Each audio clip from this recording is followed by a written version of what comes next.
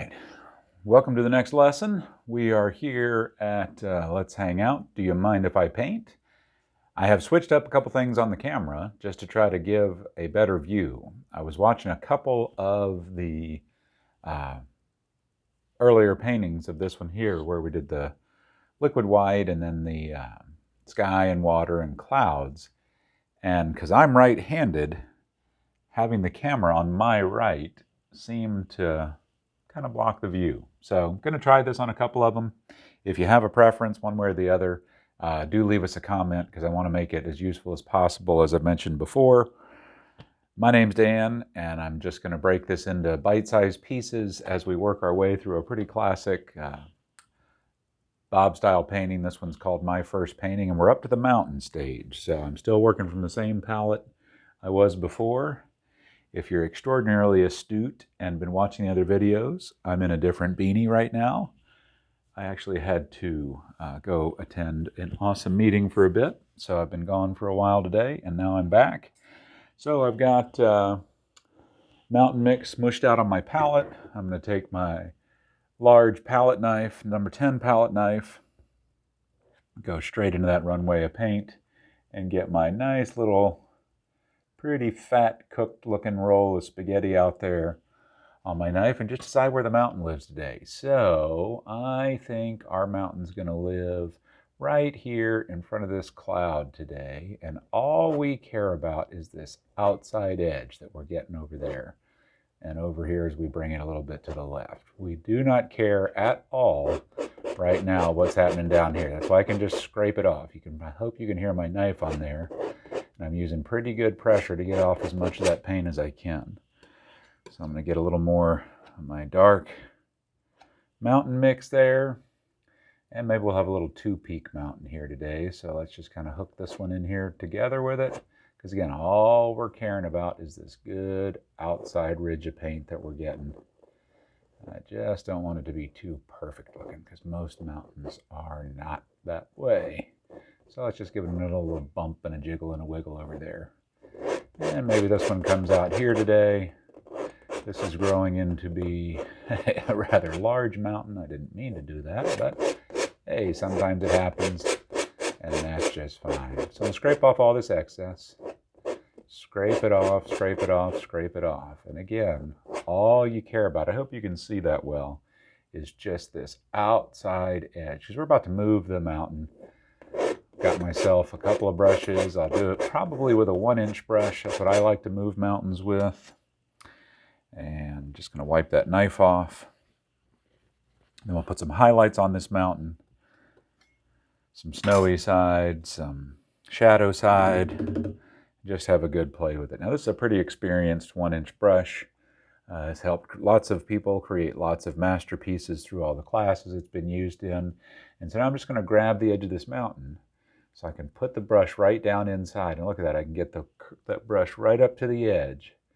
And then I'm just going to pull down the slope I want it to go and let off the pressure as I come down. And shoo! Got to make those sound effects Bob would do on TV. It really helps it work. Shoo! Now on a mountain, I hope you noticed that, my neck stroke was well down the middle of the mountain. I didn't go all the way over here to the edge because I'm just doing the farthest back slopes to the right. So some of this mountain, in my head, would come this way towards the bigger peak, and then the big peak's going to come down the front.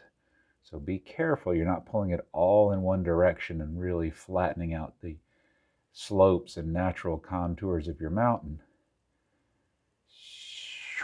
Again, moving with some pace down these curves is your friend on moving mountains. Don't try to go so slow and perfectly that you don't make any little bobble or wobbles or mistakes, because there is no mistake on a mountain. Gracious sakes. They're all kinds of rocky and jaggy and go this way and that way. You have some straighter parts come out the front, and then look at the dimension that mountain has already. We hadn't even done hardly anything to it. Isn't that awesome? If you want to soften these down a little bit, leave a lot of these different variations though, because that's really what's going to create that feeling of depth in your mountain. So now let's pick up some of our titanium white. I am going to use the smaller knife. I just feel like I have more control. So this is the number 5 knife, And it is just a smaller version of the big knife I use to put the mountain on. So I'm using the one on your right, the smaller one over here closest to me. I use the big one to put it on. Total preference. Use them both and see which one feels better.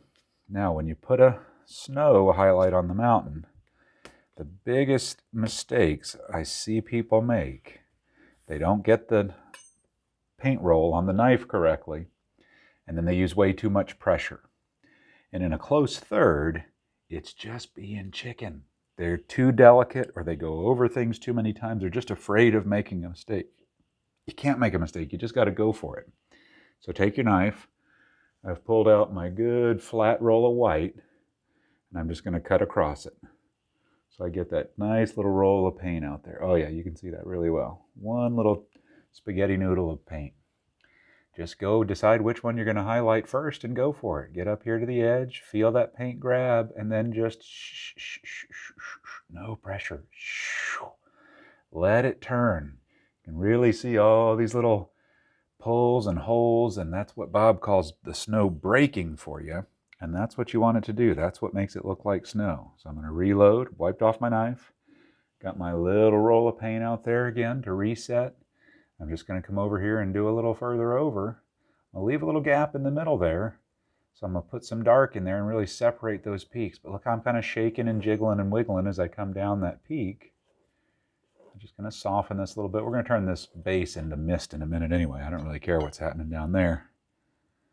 But you can bounce and jiggle and wiggle and have it move all kinds of different ways. Maybe this up here near the very highest part of our peak comes this way first, and then takes a turn and comes down that slope.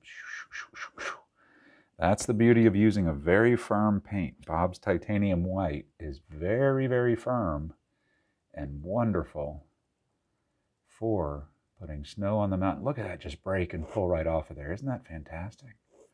Oh, that's addictive. Careful, careful, careful. That'll get you hooked. Come down here and have another one kind of jiggle and wiggle and round up this way maybe, and then maybe it turns and comes out. Oh, the sound effects help tremendously. If you notice, the best ones I've done are the ones with the sound effects. So now I'm just going to mix up a little bit of a shadow color. I'm going to take the little pile of white I had before that I was using to do the clouds with, and I'm going to put some phthalo blue in it. Let's see what we get. Not quite dark enough for me today. Ooh, that's a pretty blue. Now look how marbly and streaky and stripy that is there in that blue. And I want it to stay that way, because if it's on the palette that way, it's going to be on my knife that way. Smaller little roll of paint. It doesn't take nearly as much on the shadow side. And then just get in there and pull some in. See what you're getting. See if you like it. Just pull the opposite way.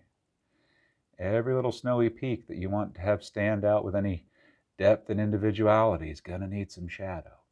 Just needs some shadow. So just think about where the sun don't shine. No, not like that. On our mountain. Where's the sun not shine on our mountain? Gracious sakes, get your mind out of the gutter. I guess since I made the joke, that was me. And just super gentle. Just wherever you think there should be shadow. Just pull some in. You can have it dance and jiggle and wiggle there too. On these other sides of the mountain, sometimes I like to grab some of our straight mountain mix. A little bit of that highlight color I made just to soften that a little bit. And then I'm going to use the small edge of the knife. Look at that. Because it's straight too.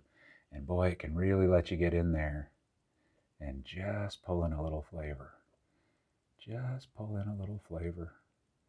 Maybe this kind of got real jaggedy during the last ice age, or who knows what. But you can pull that in that way.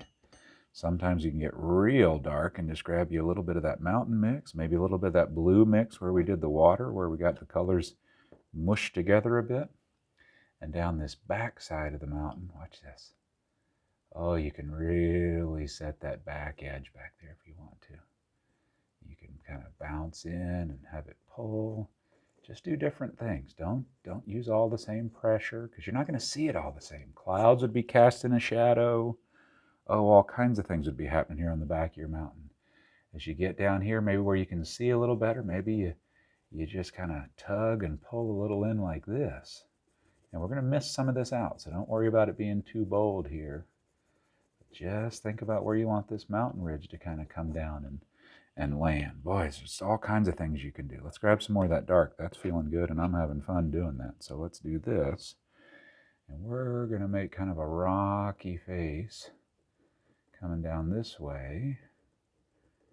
And that's just going to come off this little backside of the mountain here. Just something like that. And if we don't like it, we'd scrape it off and do it again. Look at how little of that shadow it takes. Isn't that cool? Man, I just love doing mountains. The fun part is, actually, I'll do that in the next video. I've got my first 3 paintings that I did by myself trying to follow a Bob video after that first class I took that I fell in love with painting at all. I've got them. I always keep them just to my left over here on the wall, so I can always see where I started because I've practiced. Gotten a little better. See, now that we've got some shadow in, let's do another. We'll just tie another slope right in here that we weren't even planning on having. And look at this. Watch this. Whoa! How cool is that? Just pull you in another little slope. You weren't even... We'll call that a bonus slope. So let's sneak a little snow on this back mountain here for you. I'm going to show you how to do some mist on that. And then I'm going to call this video done. I didn't even realize we've soared right on by 10 minutes there. It's a little longer than I intended to make. So I apologize for that. I'll work on that. But I get to having fun and it gets to feeling good, and dadgummit, you just keep going. I think that's okay though. All right to get carried away. Oh, doesn't that look cold and scary and dark?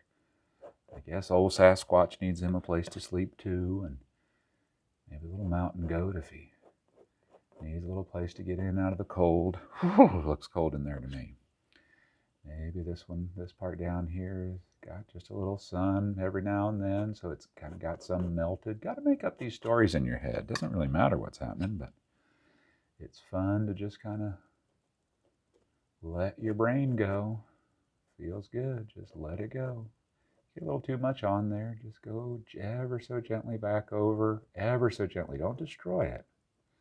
Leave some of those variations. Don't try to make it all uniform. That's not how a mountain looks. If you don't believe me, you just go outside here in Florida and you look at any of our giant mountains and you will see what I'm talking about. Well, I guess we don't really have those here in Florida, but you can go somewhere. Go on the internet. You could look at them. All right, so let's use the brush that we moved the mountain with. I'm going to put some mist at the bottom of these mountains because I think we've done pretty good on those mountains. So I'm wiping out the excess paint it picked up, so there's not much in it. And here on the mountain, just tap. And I'm not going to go straight across. I'm going to go with the angle of my mountain. So I just want to disrupt the bottom of it a little bit. Be careful that you're not sliding the brush here. Do not slide it. I'm tap, tap, tappy, tappy, tappy, tappy, tappy, tap. Tap, tap, tap, tap. Think like a little cloud. Laying here at the bottom of your mountain. Ever so faintly. Now go the other way. If you saw that closely, I rolled my brush the other way in my hand just so I'm not using that cleaner side of the painted. But look at that. Look at that. It just looks like little distant things, little things growing down there. Wipe off any paint that we've picked up and ever so gently, just like we did in the clouds, ever so gently, just lift up over where we've tapped just into the mountain and go with the lay of your mountain, with the lay of your mountain. With the lay of your mountain. That's not quite bright enough for my style. I'm going to grab my round brush that we did these clouds with. I'm going to load it exactly the same way, and this will be a little bonus here for this video. So I've just picked up some white there on the end of the brush, and I'm just going to tap some in down here, and I'm tapping very, very gently, and I'm going to come back and soften it even more with that 1-inch brush I just did the mist with. So I really turn that into a little cloud feeling down here out of the foots of our mountain. Maybe a little's rolling that way, but not too much. Maybe the storm's coming and it's going to roll right in. I don't know. I've never lived there. I've never seen that. There's the brush I was using. But that's the way it looks in my head today. So ever so gently, just tap with the slope. just softening that little bit of white that I just tapped in there. See how it's not just one flat line, and I'm going with the slope of my mountain, and then ever so gently, just give it a little lift. Oh, you probably saw that. I hope you did. My head in the way? I hope not. Little lift, little tappy tap, little tappy taps. All right, so there you go. There is a mountain in our picture, highlights in snow, ever so gently just blending out some of its foots. Next video, we're going to dance in some footy hills down here at the base of our mountain and really get to some big, powerful trees here in the front. I hope you found that helpful. Practice, practice, practice on mountains. They're so much fun. You could fill up canvas after canvas after canvas, just playing back and forth between the light and the dark. Drop any comments if you've got questions, or shoot us an email or a text. Glad to help. Keep painting. See ya.